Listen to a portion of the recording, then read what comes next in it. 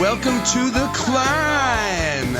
This is a show dedicated to helping singers, songwriters, and indie artists like you create leverage in the music business. As a matter of fact, that's literally what the C.L.I.M.B means. It's an acronym. It stands for Creating Leverage in the Music Business. There's a fine line between clever and stupid. Let me introduce you to my co-host, Brent Baxter. Brent's an award-winning hit songwriter with cuts by Alan Jackson, Randy Travis, Lady Antebellum, Joe Nichols, and more. He also helps songwriters turn pro by teaching the art, craft, and, of course, my favorite, closest to my heart, the business of songwriting. And you can find Brent at manvsrow.com, manvsrow.com if you're OG, if you're old school. If you're new school, songwritingpro.com. Yes, and I would like to introduce you to my co-host, Johnny Dwinell. Johnny owns Daredevil Production. It's an innovative artist development company. They help you find your sound, and they help you find your audience. Not only do they develop and improve your artistry, they also grow and monetize your fan base, creating cash flow. There we go. Real moment of genius there. Daredevil has worked with multi-platinum artists like Colin Ray, Tracy Lawrence, Ty Herndon, and Andy Griggs, just to name a few. You can find Johnny at daredevilproduction.com. That's production, singular, no S. Hey, Johnny, how's it going tonight? Good, brother. How you doing, man? Man, any better, I'd have to hire people to help me enjoy it. Any better, it'd be illegal. Exactly. Exactly. Well, we got a lot to jump right into today. I'm going to sit at the hands of the master, and we're going to talk on Brett's here. We're going to talk about 5 things that songwriters should quit. I'm excited to find out, like, what, because quitters. That's right. Cause quitters never win, but you're telling me we should quit. I know. Some things. I'm about to go totally rock your world here. See, some podcasts, you'll get like 10 minutes of people just shooting the breeze and catching up on, trivial things. Not us. We're like right in there. Right into the business, and I'm betting that, is one of them heroin, if you do that? Or things songwriters should quit? Yeah. I'm just going to go, yes, that wasn't on my list. We'll make it 6 things. All right, 6 things. First one's heroin. If you do heroin, stop it. Stop it. Cut it out. Tell your mama. Right. I'll tell your mama. That's an Arkansas thing right there. I did call you daddy. That's call right. Your mama. So, anyway, but yeah, you normally, here in America, it's like never quit, never stop on your dreams, never give up, keep going. But, and really it's hard to quit. Society says never quit. Okay. Or maybe you've invested so much in whatever this thing is that you feel like it's too late to quit. And I've already invested so much in this co-writing relationship or so much in this dream or whatever. And pride doesn't want you to move on, But sometimes the only way to win at what you're doing is to quit some things. Okay. So here are 5 things that songwriters should quit doing.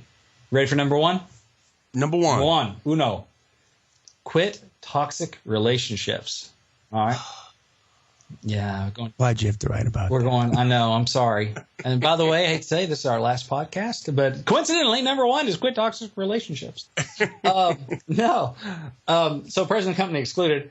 So, yeah. So if you have quote unquote friends, or frenemies or co-writers who habitually, belittle your dreams or always point out why something won't work, it might be time to find new friends and new co-writers. All right. Yeah. We need people that love us enough to be honest with us. Okay. Even when it's unpleasant. So it's not just about surrounding yourself with, yes men or people that always just say you're the greatest no matter what. It's not about that.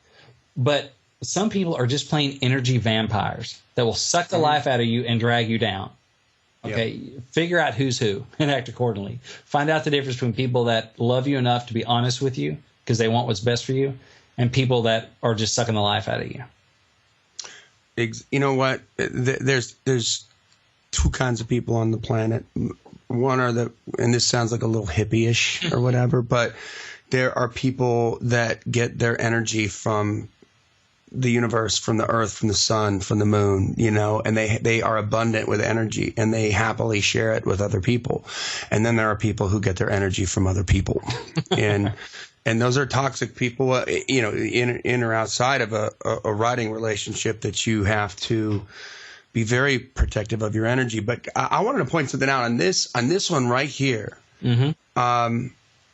You know what it's easy to do, especially if you're a beginning writer or if you're if you're like a good writer that's used to writing with a certain way, maybe you're an artist that's a solo writer. You've always written on your own, and you're considering getting into some co-writes, which is a new adventure and very foreign, right? You might be a great writer, but you've never written with anybody else, right? And if that's the case, don't become the toxic relationship, right? Like, let me ask you a question, Brent. You've been in so many songwriting sessions, yes. And most of my writing not been in the with professional songwriters. It's been like with my band members, so I got a different vibe, So, can off the top of your head, can you just pop off like a couple like little tricks that? Oh, I thought you were going to ask me to name names. I'm like, no. I know a couple of tricks that you used to bring up the unpleasant thing. Like, let me give you an example. On a creativity video that I saw from John Cleese, the infamous comedian from Monty Python, he's like, rather than saying no, that'll never work, you switch the language around and you say, well, would it be funnier if? Right. Would it be better if? Right? And just sort of some language to use to keep the energy positive, but moving away from into a direction that you want to take it. Like, are there some language tricks that you use when you're doing that? I mean, I think the best co-writing relationships are the ones where you can just go, oh, that sucks. We can beat that. So usually we say, I think we can beat that. I think we can beat that. Well, that's a good one. That's a common one. Something that I don't know if I've used in a co-write, but I definitely use when I coach people is if there's something that's kind of broken about a line or something, I think you have an opportunity in this line to do something really cool. I think you have an opportunity because you haven't done it yet, but you got the opportunity to do something really cool. So it's a way of looking, something a problem or something an opportunity, right? It's an opportunity. Oh, there you go. I like that. And really, even beyond, I mean, there is that people that are just super negative in co-writes, but I'm talking really about people that are just hooked on drama. As a way of getting faux attention and faux fame, right? Yeah. Drama is easier than excellence to get attention, right? It might be that. It might be people that are just so negative and beat up on the business. Because, hey, business is tough, right? I mean, the songwriting, especially world right now, is upside down and it's harsh. Well, okay, yeah, fine. We know that. We don't have to sit here and dwell on it. Our job is to write a song right now. Or even outside of the writing room, if they're always just so negative that it'll get you negative. And so that's really the people I'm talking about is just, I mean, but there are all those people that want to drag you into drama and that sort of thing too. So it's whatever, do you feel drained after being with that person or do you feel better? Yeah, and you know what? One last thing before we move on to number 2. I'm gonna point this out is that, I've learned this in so many different business areas, like in and outside of the music industry, is that those kinds of people, man, if they're bringing you down, if they're sucking your soul, believe me, everybody else feels the same way. They're not just behaving that way towards you. And nobody's going to be impolite and talk about other people behind their back if they're professional or whatever. But they all feel the same way, and they're all not going to be sad if you don't call them in on the co-write. Right. Like, oh, good. We're not bringing that guy? Okay, cool. Or, and if you are in tight with that person and they see you and they associate you with the vampire, Brent's, he and whoever, ex-vampire writer, I don't know. It kind of tarnishes you by association if people just have such a bad, people aren't drawn to negative people. And right. You want to be spending time with people that other people are drawn to because it just opens up opportunities in your world. But the big thing is they'll suck your energy dry. So stop it. You may have stop it. Yeah, find number 2. Other friends. Number 2, stop whining. Okay, so don't be somebody else's toxic relationships. Hate whining. Right. Oh, whining just bothers me. Oh, wait. Here's why I can't do this. Here's why the music business sucks. Here's why I can't make a living. Exactly. Here's why nobody wants to listen to my music. Here's 1,000 reasons why. And try doing that at your job. Exactly. And you know what? Especially when you're in the writing room, your job, it's not, okay, we all know it. It's time to fix it, right? Here's our opportunity to do something about it and to change our situation. And if we're sitting here whining, focusing about the closed door, we're going to miss the open window. If we're focusing on what the problems are, you're not as open to be creative, to think that things are going to work. So stop whining. Don't drive people away from you. Yeah, because it's just, are you just focusing on negative? Right. And if you keep focusing on what you don't have, you're never going to be looking at what you do have. And sometimes, like this crescent wrench, even though you're not trying to, let's say, tighten a bolt that the crescent wrench would be ideal for, but you don't have a hammer, but this crescent wrench could work in a pinch and knock this little thing. You know what I mean? Like, you're not thinking creatively. All you're thinking is, I don't have a hammer, I don't have a hammer, I don't have a hammer. Instead of, what do I have? Mm-hmm. I got this crescent wrench. Can I like freaking use this in a weird way to, pound this nail in and just make it work right now? Like, if I could use this crescent wrench as a hammer, how would that work? How would that exactly right? So it's an attitude. It's an attitude adjustment because so whining, you become somebody else's toxic relationship, and so that hurts your networking, and it blinds you to opportunity because you're so busy looking at the closed door that you don't even notice the open window that you could go through of opportunity. So that's number 2. So quit your whining. Love that. Number 3, quit misaligned co-writes. Okay, so for example, you want to write hit country songs, but your co-writer, wants to write niche novelty songs. Okay, that's not lining up, right? So, or you both want to write hits, but his songs sound like 1952, and he refuses to update his sound, meet with publishers, or pitch his songs. You're not in alignment. You're pulling in different directions, right? Yeah. Yeah, you want everything to be pulling in the same direction. Both of you to have similar goals and end results that you want. Can I add to that? No. Like number 4. never talk after me, Johnny. Shut up when I'm talking to you. But from like an artist development point of view, and I do this often when I need to know a lot more writers, but the writers that I do know, I'm very cognizant of whose strength is melody and whose strength is lyrics, and putting them both together. Right. Having 2 people that are really, really awesome on melody and really weak on lyrics isn't helping my situation at all. Right. And having 2 people that are really great on lyrics and not on melody isn't helping my situation at all. You know? So it's kind of about, for me, it is exactly like putting those puzzle pieces together to try to create a great write. Like, for instance, when you worked with Neil Schuyler and you brought in Jason Cox, right? And I just trusted you on that because I didn't know Jason at the time, but I just trusted you. But I mean, lyrics, Neil with the melody, and Jason brought a bunch to the table. He brings a both. And Last First Kiss, are you kidding me? Thank you. I've been the whiskey on a liar's lips. I've been the what we do. Yeah. So good. But yeah, we were in alignment on that. We were all aiming to write something really, really cool for Neil and for her project, and aiming at professional results. And so that's one thing I didn't really even cover on this. I was thinking about it. As far misaligned as far as just skill set, you definitely want to have complementary skill set. So me as a lyricist, I want to write with the best melody people I can. And if they're not as strong on lyric, well, that's okay. That's what I'm there for. And make sure they're as strong as melody as you are on lyric, too. Or even better. Or even better. Hey, not for nothing, I made a career out of myself with people that are better than me. I'm the least talented person in the room. I'm happy to be that guy. all day long. But, you want them to have the same goals as you. Because if you're, again, trying to write current country, hits, and they're like, I don't care. I write what I write, and I want to write from the heart, man. I don't want to chase radio. My heart's 1959. It's not going to work, And some people, I've gotten some pushback on this, like, because if they don't bring something to the table, if they can't help you, make money, then you just drop your friends, huh? Is that how it works? Selling out because they can't help you. And I heard and that's not the way it is, but I heard a quote from the late great Pat Summitt, the Lady Vols basketball coach, one of the greatest coaches in history, just of sports. And one thing, her first year of coaching, they got, first game or something, they got blown out.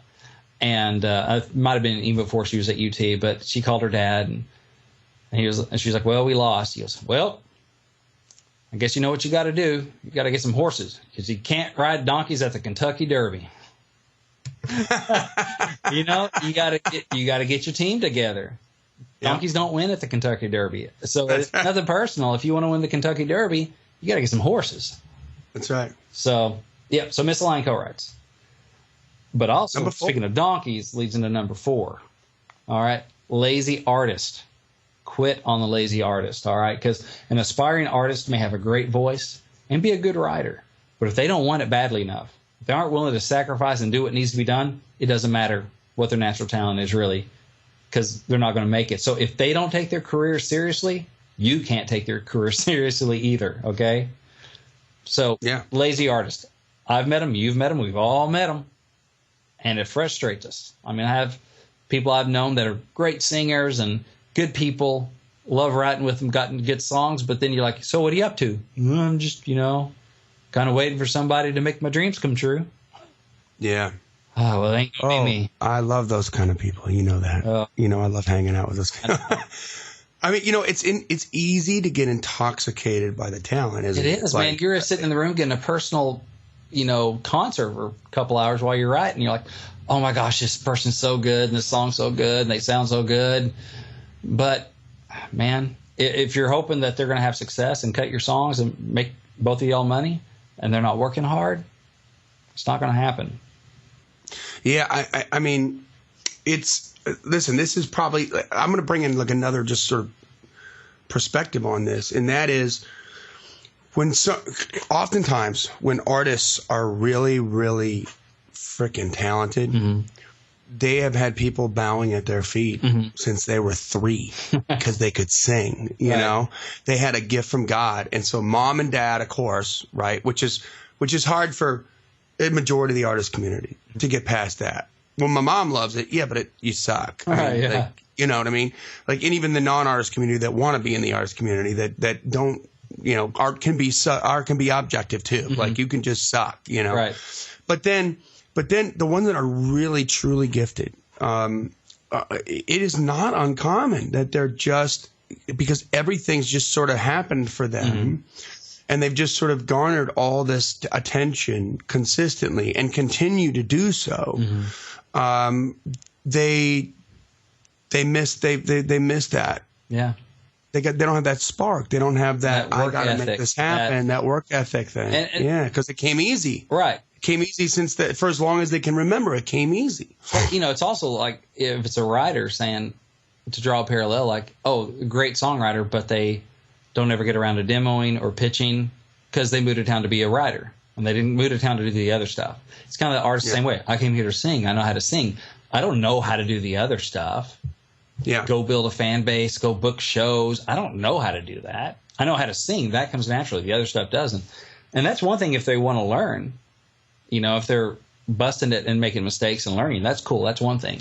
But it just not doing the other stuff and being lazy about it, it breaks my heart. I got some people that break my heart because I'm like, you have so much going for you. And if you just put the other pieces in place, but it's like, trying to push rope. You just can't push rope anywhere. And if we turn the beat inside out, on this commentary right now, guess what the opportunity is? The opportunity is, first of all, don't covet the people that have all the talent, right? But that's a sin anyway, right? Thou shalt not covet. And don't sit there. You can be in amazement of talent, but don't sit there and say, well, they're going to get it more than I'm going to get it, and they deserve it more than I deserve it because I can't sing like that or I can't write like that. That's not the case at all. Right. Because oftentimes they can and they're screwed up or they don't want it as much as you want it, So forget that. Get that out of your head and just do the work and and watch what happens. Watch how much respect you get from showing up in town, showing up to a session and being there with your sleeves rolled up and ready to get to work with an open mind and a positive mind, and you want to get to do it. I mean, when with my band, when we moved down to Florida, we got so much mileage on that because we were 4 kids from Wisconsin that moved down to Florida. The guys around the Allman Brothers were developing us. But, I mean, the guy that owned the local music store gave us deals. You know why? Because he loved us. Because everybody else in town was trying to be a star. And we moved together and we practiced 6 hours a day. They knew this. And we were there to work. And there was no question about it. They could see it in our eyes. And people were like, well, so we got breaks. We got we got all kinds of favors, breaks, all the things that we needed because we were broke and desperate, you know? All right. And that happened because they could recognize the work ethic. That's more valuable than talent. Well, I mean, turn on the radio. You think? Exactly. I mean, enough said. Yeah, there are some great singers on the radio.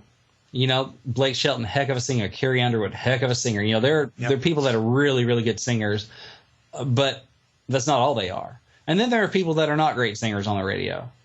So obviously, it's not just a talent show. You know, it's not just a matter of who sings the best. Okay, you got the record deal. No, there's a lot more to it.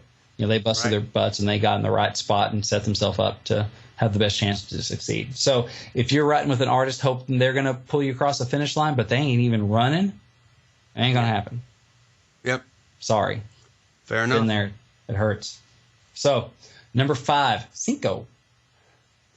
Quit demoing and pitching mediocre songs. All right.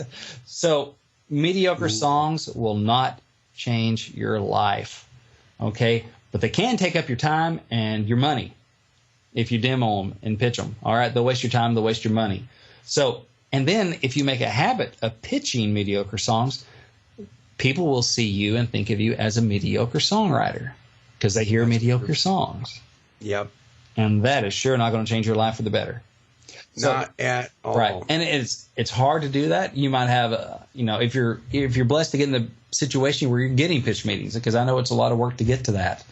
But you're like, oh, I got a meeting and, you know, or I'm going to call someone because I need to be pitching. But, you know, it's for artist whoever, Johnny Bravo. And, you know, I don't really have anything, you know, for him, but I got this one thing. It's not the best song, but it's kind of in his, you know, world. I'll go play it. And it's just mediocre. It's better not to have the meeting because they're just going to waste their time. They're going to go, it's a mediocre song. Okay. Brent brings me mediocre songs. So it's not going to move your career forward. And I know it's hard to tell. And what you think is your best stuff now, 5 years from now, you probably won't think is your best stuff. I hope not, because if it is, you're not growing. But That's right. Best as you can tell, only pitch your best and don't pitch anything that you feel less about that. From a producer standpoint, I mean, I've gotten where I've done, you know, bigger like $1 million brand name artist records, and we've had a cattle call. People send me stuff, and they send me everything they've ever written, right? Or they'll send me mediocre songs because they think it's like a lottery, right? Like the more tickets I have, right, the better chance I have of winning, and that's not the case. Right. It really is about pinpointing what it's about, and would it be good for that artist? Is it right for the artist brand?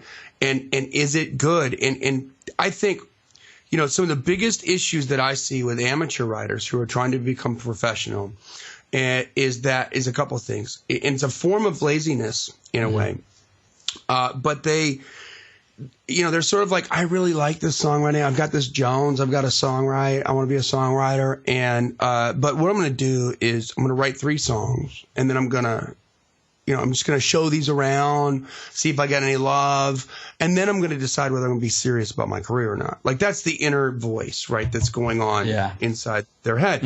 And I just want to remind everybody that 2 things. With John and Paul from the Beatles, depending on who you talk to, it was the first, like, what, 50 or 100 songs they said they wrote that were complete crap, you know, and then they figured out how to write the songs, right? Yeah. So your first 3 probably suck. Yeah. Okay.